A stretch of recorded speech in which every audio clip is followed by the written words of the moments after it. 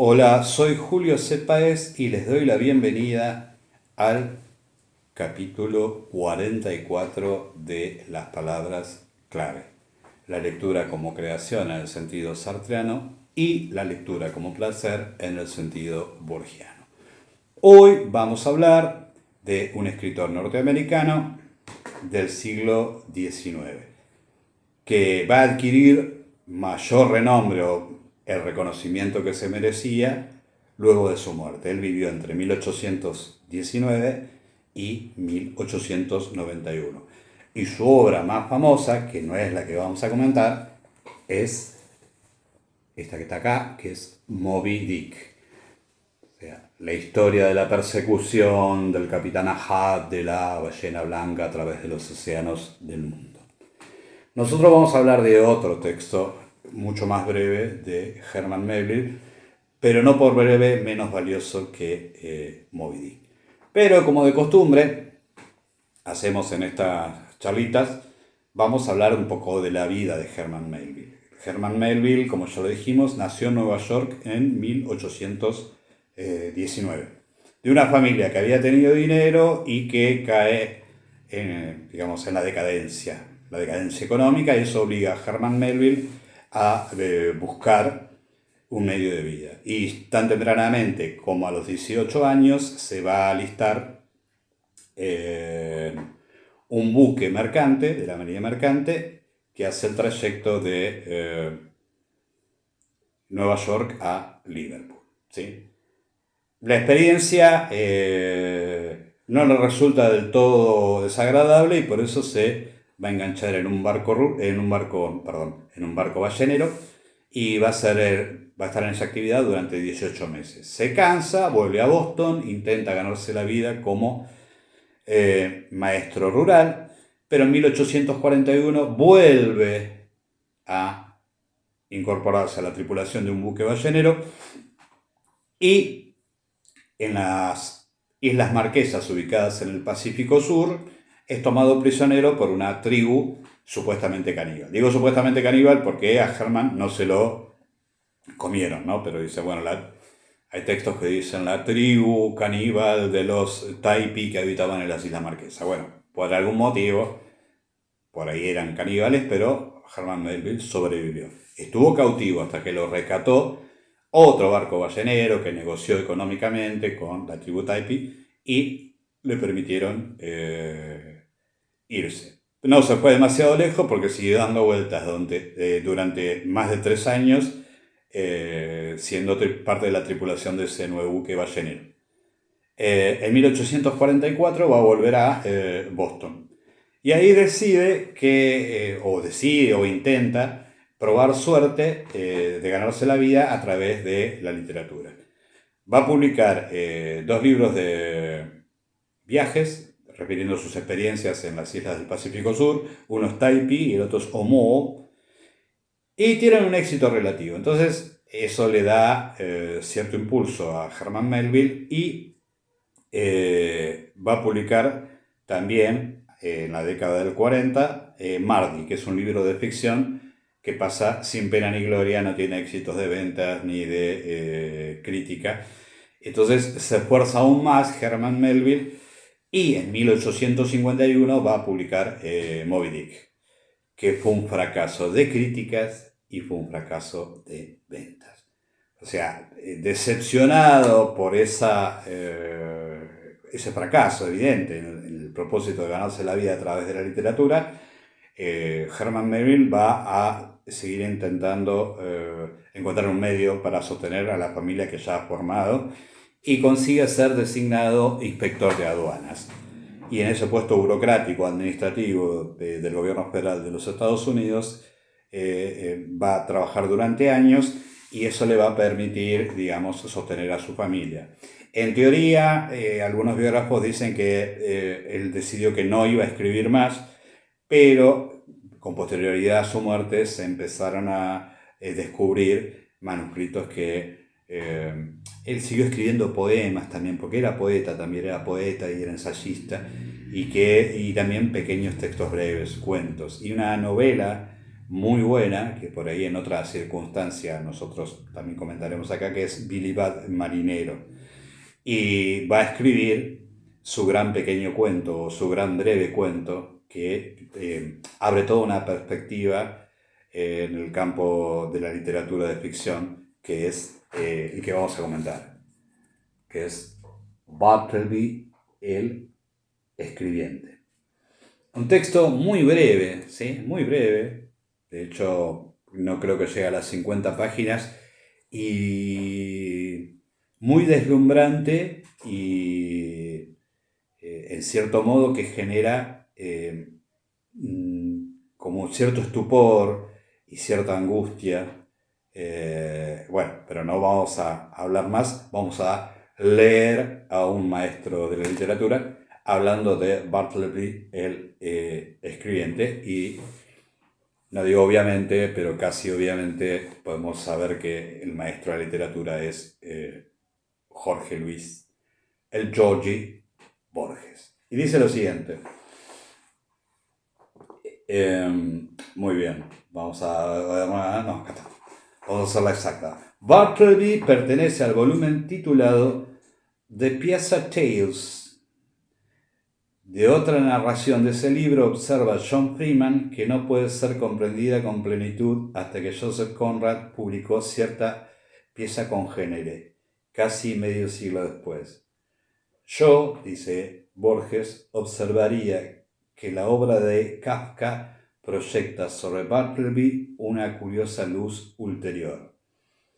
Bartleby define ya un género que hacia 1919 reinventaría y profundizaría Franz Kafka, el de las fantasías de la conducta y del sentimiento, o, como ahora malamente se dice, psicológicas.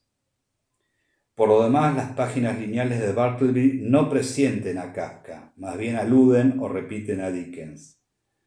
En 1849, Melville había publicado Mardi, novela inextricable y aún ilegible, pero cuyo argumento esencial anticipa las obsesiones y el mecanismo del castillo, del proceso y de América.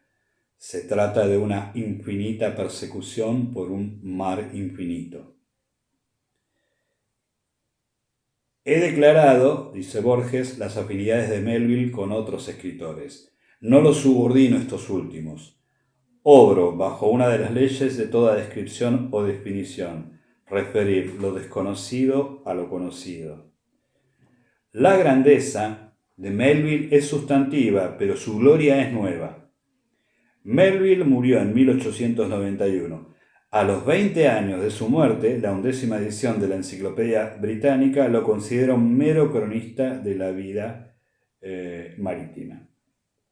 Lang y George Saintsbury, en 1912 y 1914, plenamente lo ignoran en sus historias de la literatura inglesa. O sea que fíjense que no había obtenido el reconocimiento del pobre Herman todavía hacia 1914.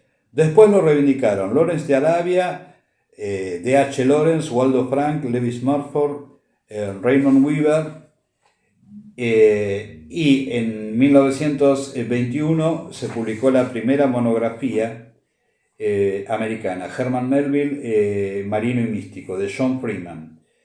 Y en 1926 la biografía crítica Herman Melville. Y acá hay algo muy interesante, que es una idea que yo no sé si se le ocurrió a Borges, no lo he leído en otros autores, así que probablemente sea original de Borges, que dice que hay algunos escritores que crean a sus precursores, ¿sí? O sea que se empieza a leer con más interés y a comprender lo que quería plantear Melville, por ejemplo en Bartleby el escribiente, después de que uno ha leído las obras de Franz Kafka, ¿sí? Es como que no es una cuestión, ni siquiera no es una cuestión causal, no hay una relación de causa-efecto, es completamente aleatorio. O, digamos, no es científicamente demostrable que haya una relación de causa y efecto.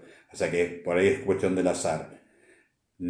puede ahí dejar otras preguntas. Pero ¿por qué Melville plantea en Bertolt el escribiente en una narración que es de la década de 1850, fines de la década de 1850, algo que va a plantear Kafka en el otro extremo del mundo, o sea, en otro lugar del mundo, sin ningún contacto entre ellos, hablando en otra lengua, cuestiones que tienen que ver con la condición humana que son similares, ¿sí?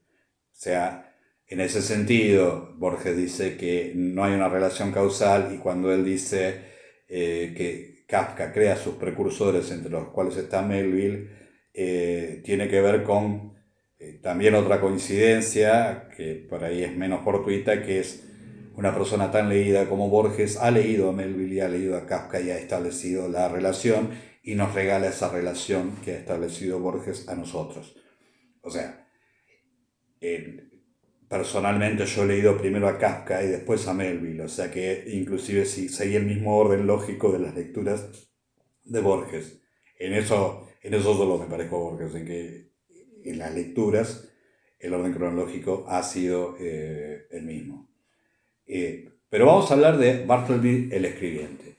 Bartleby el escribiente también se parece en otra cosa al estilo de Kafka, no solamente en lo que plantea, sino en la forma en que lo plantea. Uno ha leído a Kafka y sabe que el lenguaje es un lenguaje que tiende a lo que Roland Barthes decía, al grado cero de la escritura. Es un lenguaje completamente objetivo, ¿sí? Es un lenguaje que no hace énfasis, es un lenguaje que mantiene un ritmo continuo,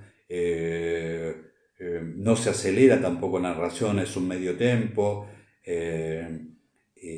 Hay una sencillez evidente, o sea, no busca la riqueza del texto a partir del estilo, sino que busca una prosa despojada y exacta que dé cuenta de las peripecias de lo que pasa en la acción narrativa. Ese es. Y, digamos, no hay adjetivaciones, casi las adjetivaciones son mínimas, los circunstanciales de modo, no hay términos superlativos, es una prosa muy moderada, y que encima tiene, como dije anteriormente, es una prosa que los sucesos no se aceleran, sino que se van acumulando para generar lo que Kafka nos quiere decir, sea esto lo que fuere, porque la literatura, digamos, como tiene ese aspecto que uno puede sospechar lo que quiere decir, pero uno no puede saber, y en algunos casos ni el autor sabe lo que quiere contar. Y eso es uno de los aspectos misteriosos de la literatura, y también que pueden ser angustiantes o pueden ser esperanzadores inclusive. No es el caso de Kafka, no es esperanzador. El caso del lenguaje en el que está escrito Bartleby el escribiente es muy parecido a ese estilo kafkiano, sin conocerlo, y 60 años antes, o un poco más quizás, cuando escribió Bartleby el escribiente. Hay en Bartleby el escribiente un lenguaje entonces muy accesible, que uno puede, y un tono no humorístico, porque no es un texto que pretenda la gracia, pero sí un tono de comedia cotidiana, ¿sí? O sea, si bien nosotros en estas pequeñas charlas, en estos pequeños videos, intentamos alentar la lectura, tampoco nos interesa espolear los argumentos, ¿sí?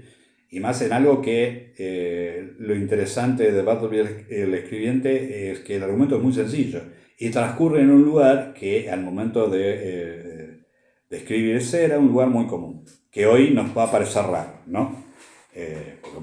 La acción transcurre y está contada, la voz narrativa contada en primera persona es la de un abogado. Un abogado con relativo éxito en Nueva York, en esa Nueva York de mediados del siglo XIX. Y hoy nos suena muy raro, pero en esa época todas las demandas que se planteaban, todos los pleitos que llevaba adelante el abogado necesitaba varios empleados, y una función que hoy nos parece obsoleta o absurda es la función del copista, del que tenía que copiar los documentos de las demandas, de las contrademandas, de las apelaciones, tenía que ser un tipo que escribiera con mucha claridad y que fuera muy prolijo. De hecho, no se imprimían estos textos. Piensen que estamos hablando de una época que ni siquiera existía la máquina de escribir, ¿sí? No vamos a hablar de computadora, impresora láser, no existía la máquina de escribir. O sea que la función del copista era muy, pero muy interesante, ¿sí? Y nuestro narrador, el que narra la historia de Bartleby, el escribiente, se ve en la necesidad de contratar un nuevo copista. Y aparece el señor Bartleby, que va a ser uno de los escribientes, ¿sí? Uno de los empleados, uno de los escribientes. Y ahí la vida del narrador va a cambiar. Pero no va a cambiar por nada, por ninguna acción grandilocuente. No hay violencia en el texto. Si bien, bueno, el narrador sufre proceso de indignación ante la actitud de Bartleby, el escribiente, sino que lo que va a ver en la cotidianeidad del narrador, del abogado, que es el dueño del estudio jurídico, es un problema que le plantea ciertas actitudes de Bartleby, que lo llevan a no saber cómo responder ante esa actitud pasiva. Y ante una frase, que es lo único que voy a decir del argumento, que Bartleby va a repetir a lo largo del cuento, a veces modificada, que es su negativa a llevar adelante una directiva del patrón con la expresión preferiría no hacerlo. A partir de esta actitud expresada con esta frase, preferiría no hacerlo, el narrador se va a sentir completamente desubicado frente a ese escribiente que le dice preferiría no hacerlo y no sabe qué actitud adoptar, ¿sí? Y lo que es divertido es que al mismo tiempo Melville nos ha contado sus dos empleados más antiguos, cómo actúan en medio cotidiano de trabajo. Uno es muy buena onda a la mañana y muy mala onda a la tarde, pero lo compensa el otro porque tiene actitudes que se contraponen a lo largo del día. Y hay cierta armonía que este abogado, el dueño del estudio jurídico, sabe, los conoce, a quién le puede pedir algo en la mañana, a quién le puede pedir en la tarde. Entonces hay como un status quo en medio del caos, o sea, se genera un equilibrio, y Bartleby viene a romper ese equilibrio, viene a cuestionar el orden cotidiano con una actitud que es aparentemente irracional. Hay como un grumo de irracionalidad que trae Bartleby, el escribiente, a ese estudio jurídico y que empieza a producir una crisis no solamente laboral, porque ciertos trabajos no se hacen, no tiene que derivarlo, sino también espiritual en el dueño en el abogado dueño del estudio jurídico. O sea, pero todo está contado de una forma, digamos, como dije antes, en un tono de comedia, ¿sí?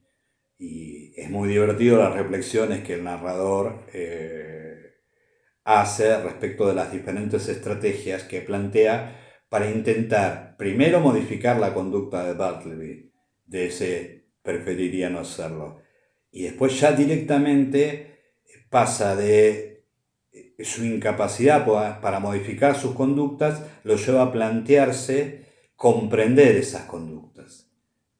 Y, digamos, al mismo tiempo que quiere comprender las conductas de Bartleby, empieza a cuestionar sus propias conductas, los hábitos, la cotidianeidad que se ha establecido en ese estudio jurídico, ¿sí? Bueno, no voy a decir más para no expoliar el texto, pero sugiero que lo lean. Tiene la ventaja de ser de una extensión mínima, muy breve, pero al mismo tiempo ser un texto que uno percibe que algo está pasando en ese texto, que hay algo a lo que se alude, que no se explica y que genera una inquietud en el lector. Un gran cuento de Herman Melville. Así que recomiendo que lo lean. Hay muchas ediciones. Yo de hecho tengo una edición barata esta que sacaba el diario Página 12 allá por los 90. Bueno, nada más. Buena suerte, buena lectura y hasta la próxima.